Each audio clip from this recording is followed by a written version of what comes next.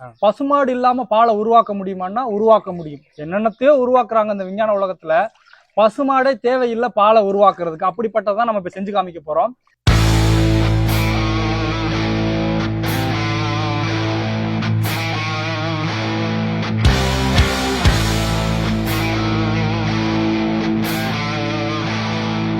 வணக்கம் நேயர்களே, நான் உங்கள் இயற்கையாளன் தவம்.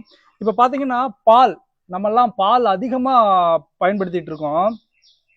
உண்மையிலேயே பாக்கெட் பால்லாம் பாலே கிடையாதுங்க. பசுமாடு இல்லாம பாலை உருவாக்க முடியுமான்னா உருவாக்க முடியும். என்னென்னத்தையோ உருவாக்குறாங்க இந்த விஞ்ஞான உலகத்துல. பசுமாடே தேவையில்லை பாலை உருவாக்குறதுக்கு. அப்படிப்பட்டதான் நம்ம இப்ப செஞ்சு காமிக்க போறோம். அப்ப நம்ம என்னதான் பண்றது பாலுக்காக அப்படின்னா அதை நான் கடைசியில சொல்றேன், பாருங்க. இப்ப வாங்க, இப்ப நம்ம பால் எப்படி உருவாக்குறதுன்னு பாருங்க. இது இது இப்ப பாருங்க, பார்த்துக்கிட்டீங்களா? இது ஒரு லிக்யூடு தெரியுதா? மஞ்சள் கலர்ல இருக்கு ஒரு லிக்யூடு. இப்ப பாருங்க, அப்படியே கீழே கொண்டு வந்து காமிங்க, மேல டாப்ல.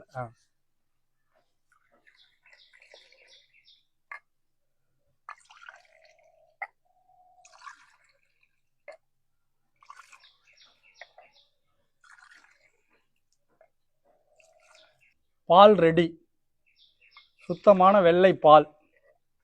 பாருங்க, பால் ரெடி, அருமையான பால். இப்படிப்பட்ட பாலை தான் நாம் குடித்து கொண்டிருக்கிறோம்.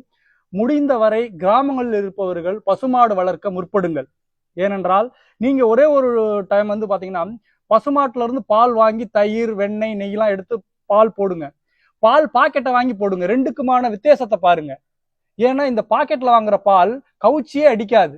பாலை சுட வச்சீங்கன்னா மஞ்சள் கலர்ல ஒரு மேல ஒரு ஆடை வரும், அது வரவே வராது. அப்ப நம்ம குடித்து கொண்டிருப்பதெல்லாம் பாலா அல்லது வெள்ளை தண்ணீரா என்பது கேள்விக்குறி. நாம் குடித்து கொண்டிருப்பது 90% வெள்ளை தண்ணீர். அதுல ஒண்ணுமே கிடையாது. நீங்க பாத்தீங்கன்னாலே தெரியும். எனவே முடிந்தவரை பக்கத்துல யாராவது பசுமாட்டுல பால் பீச்சினாங்கன்னா அவங்கள்ட்ட வாங்குங்க. பாக்கெட் பால் வாங்குவதை முற்றிலும் தவிருங்கள். கிடைக்காதவர்கள் வேற வழி இல்லை அப்படின்னா பால் பயன்படுத்துவதை குறைத்துக் கொள்ளுங்கள். பாக்கெட் பால் பயன்படுத்துவதை. டீ காஃபிலாம் நம்மளுடைய முன்னோர்கள் குடிக்கவே இல்லை. உங்களுக்கு டீ காஃபி வேணும்னா பிளாக் டீ குடிங்க, ரொம்ப நல்லது. பிளாக் டீ கேன்சரை கூட குணப்படுத்தும். அனைவருக்கும் பகிருங்கள். நன்றி.